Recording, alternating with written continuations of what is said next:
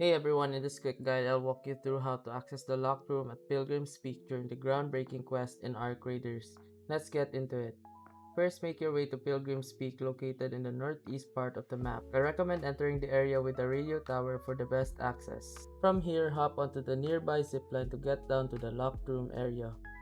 Before heading down, make sure you've got the Blue Gate communication tower key in your inventory. Without this, you won't be able to unlock the room. Once you're at the locked room, if it's been opened by other players, no worries, just go up to the room and hold E to inspect it.